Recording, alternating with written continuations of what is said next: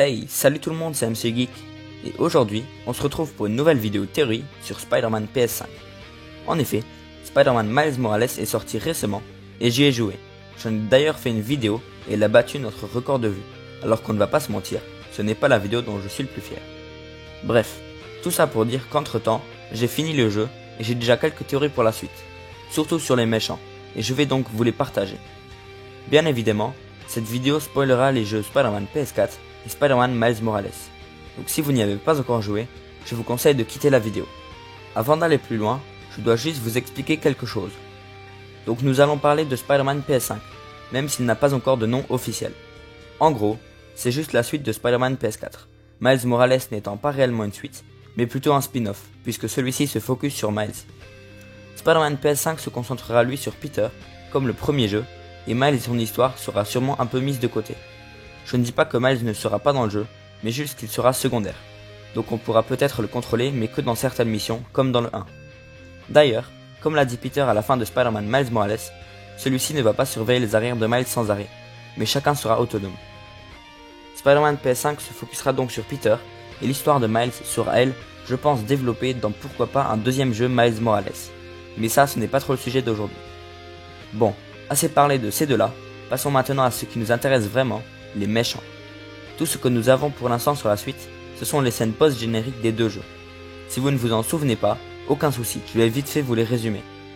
Dans celle de Spider-Man PS4, nous voyons Norman Osborn aller dans un labo secret dans lequel nous voyons son fils Harry, dans une cuve avec probablement Venom, et Norman dit ensuite qu'il va faire tout pour trouver un remède.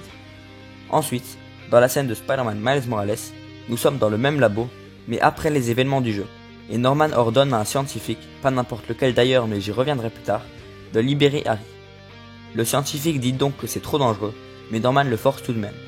Je pense donc, ça me paraît même évident d'ailleurs, que ces scènes post-génériques nous teasent les méchants du prochain jeu, c'est-à-dire Venom, le bouffon vert, mais également le lézard.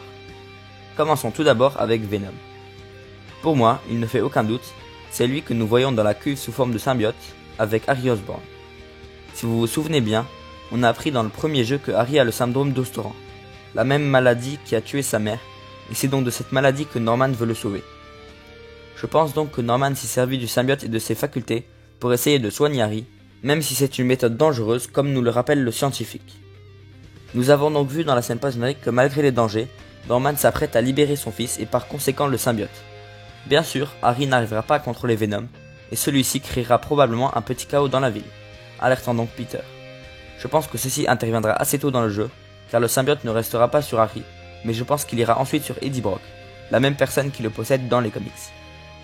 Le symbiote pourrait aussi pourquoi pas passer par Spider-Man pendant un court instant, de quoi lui donner la culte araignée sur le torse. Eddie Brock sera tout d'abord introduit dans le jeu via le Daily Bugle, dans lequel Mary Jane travaille aussi.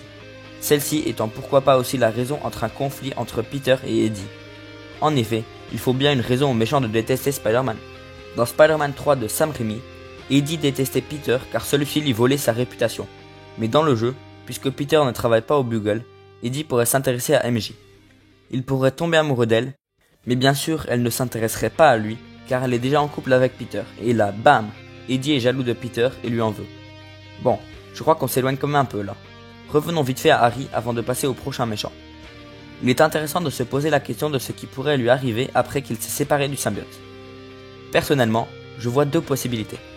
Soit il meurt, ou alors il survit et rejoint Peter et donc le camp des gentils.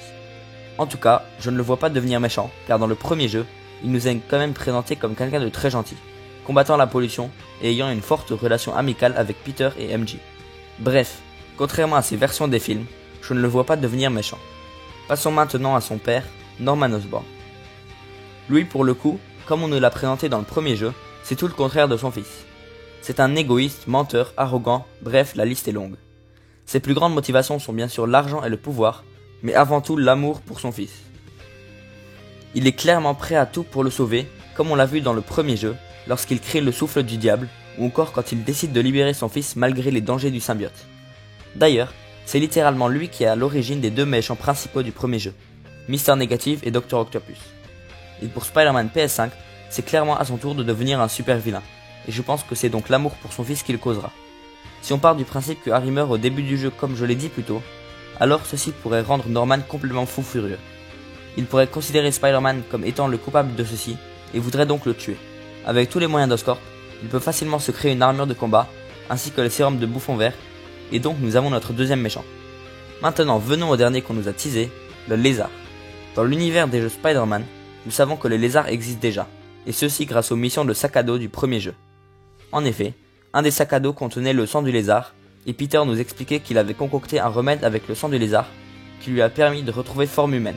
Sauf que ça n'a pas tout à fait marché, car ce n'était que temporaire.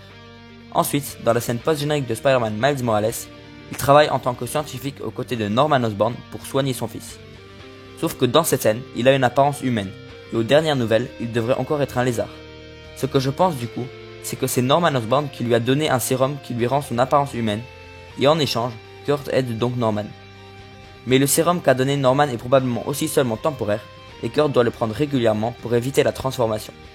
Bien sûr, dans le deuxième jeu, d'une manière ou d'une autre, il oubliera de le prendre et sera retransformé en lézard. Ça me paraît d'ailleurs évident que Kurt n'est pas réellement méchant, mais que c'est juste qu'il ne se contrôle pas du tout sous sa forme de lézard. Bref, en tant que Kurt Connors, il ne sera pas l'ennemi de Spider-Man. Voilà, je crois que j'ai dit tout ce que je voulais dire. J'espère donc que ces théories vous auront plu, même si ça ne parle pas du MCU contrairement à d'habitude. Je vous invite tout de même à mettre un like si vous le souhaitez, ainsi que de vous abonner et activer la cloche pour ne pas rater les prochaines vidéos. C'était donc MCU Geek et je vous dis à la prochaine.